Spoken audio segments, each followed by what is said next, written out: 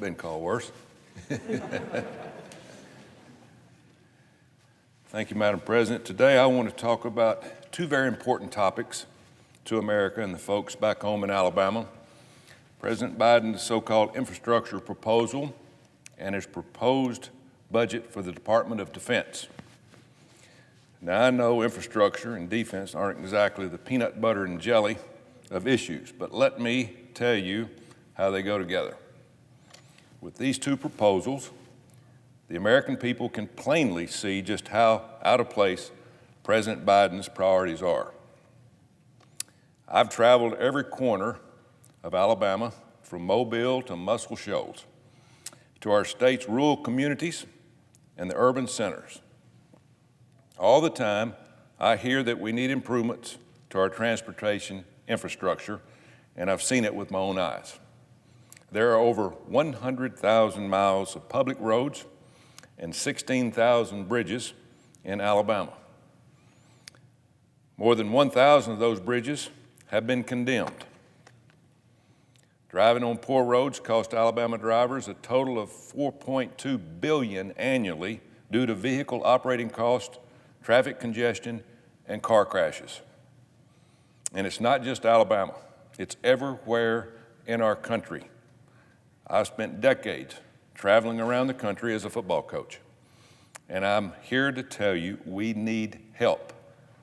We need help with our infrastructure. Investment in infrastructure is important and very, very necessary. Sound infrastructure allows people to get to work, keep our goods flowing, and keep America competitive. That's why every penny and every dollar of any infrastructure proposal should be spent on actual infrastructure.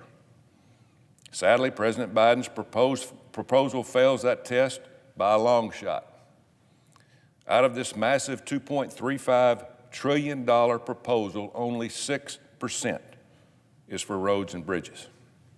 In fact, the proposal puts more money towards electric cars than roads, bridges, ports, waterways combined. We've got to stop treating government like spending its money like monopoly money. When American people hear about what's included in this bill, I think they'll agree. The Biden administration is using the umbrella term of infrastructure for a host of things back home that don't associate with the word. Here's a couple of spending items that qualify as infrastructure according to President Biden. $400 billion for nursing care, $213 billion for government housing. Now, I can see and understand where those fit in, but not in an infrastructure bill. But what gets me is the $10 billion per year for a civilian climate corps. Now, this $10 billion includes free housing, free clothing, free food, and allowance for members while they promote climate justice. $10 billion a year. Now, is that infrastructure? We can debate the individual merits of these items, but please, let's not pretend these are for infrastructure, because we need true infrastructure. To call this an infrastructure proposal is really an insult to the English language. The definition of infrastructure is not the kitchen sink approach. Let's call this proposal what it is. It's a farce. This proposal is simply the Green New Deal in disguise.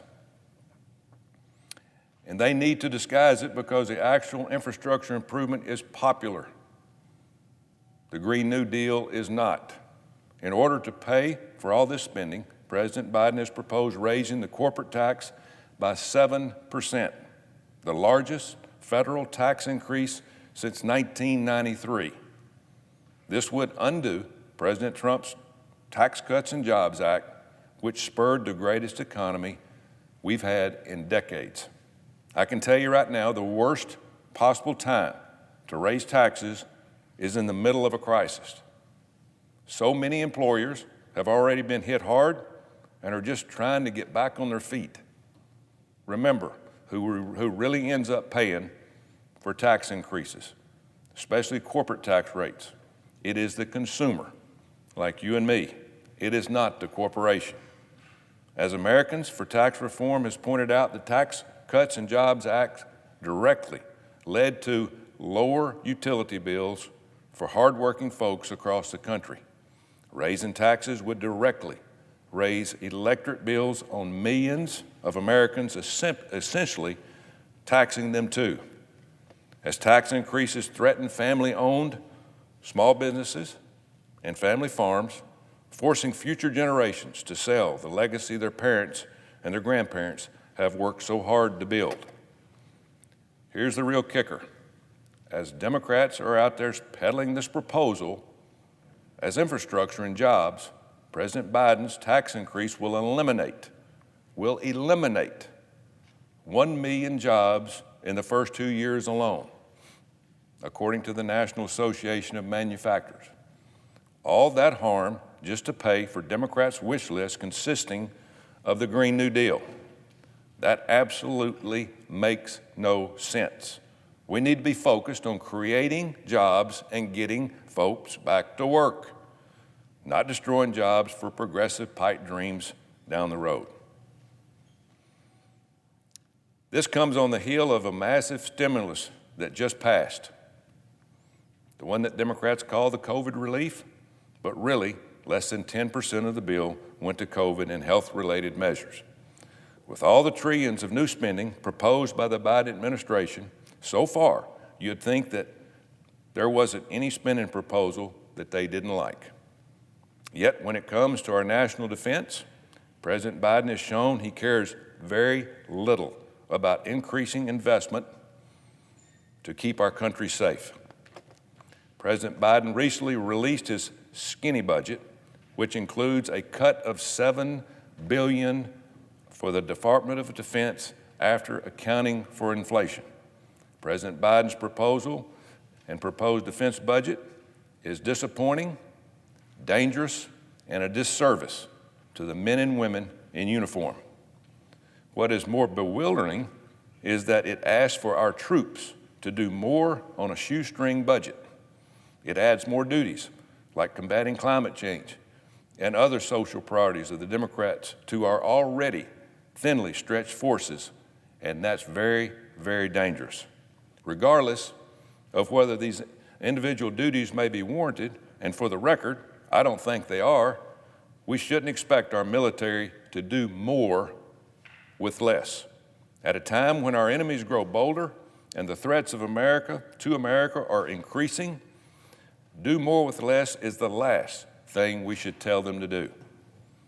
These threats to our nation are real, and they're getting worse. Russia is likely preparing to invade Ukraine and finish what Putin started in Crimea. North Korea continues to test ballistic missiles.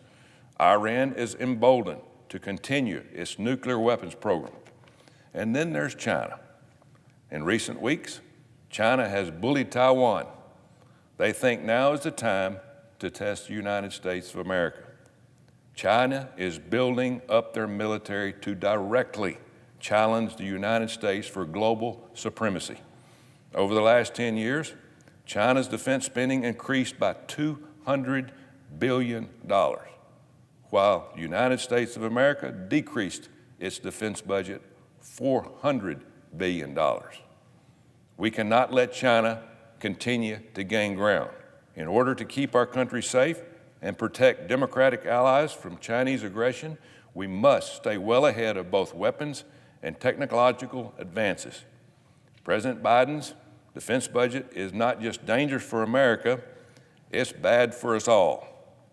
Across our state, Alabama has more than 200,000 jobs supporting national defense. The economic impact of the defense sector represents more than 8% of our state's GDP. By underinvesting in defense, the critical work done by the servicemen and women at Alabama military institutions include Redstone Arsenal, Fort Rucker, Maxwell Gunner, and others could be seriously hindered. It'll set back our entire state's economy. I was just at Redstone Arsenal in Huntsville, where I heard firsthand from Army Material Command how badly we need to invest in modernizing our weapons system across the world. The best way to avoid a conflict is to have a bigger and better gun than the other guy.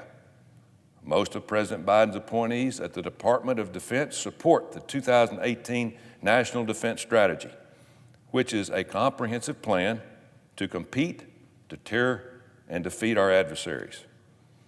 This defense budget threatens our military modernization efforts and America's ability to provide combat-ready forces.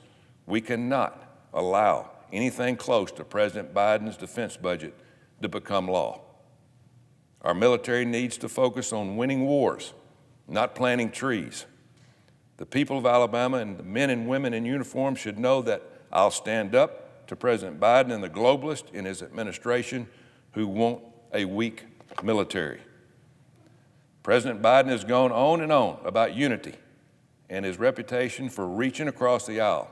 But ever since he came into office, his actions have been focused on appeasing the far left, progressive voices in his party.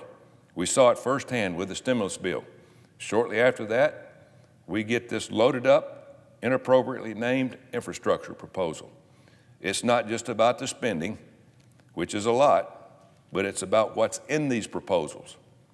Progressive wish list items that are paid for by the American taxpayers, not the government, the American taxpayers, and are passed on party lines, not bipartisan. And that is where President Biden's priorities clearly lie. He is signaling that he's more willing to invest in the progressive policy items than the safety in our nation and the world. My colleagues now are interested in working with President Biden on a bipartisan bill that addresses actual infrastructure. And we're ready to work on a defense budget that actually invests in our military and prepares us against the growing threats. We just need a president willing to unite rather than divide our great country.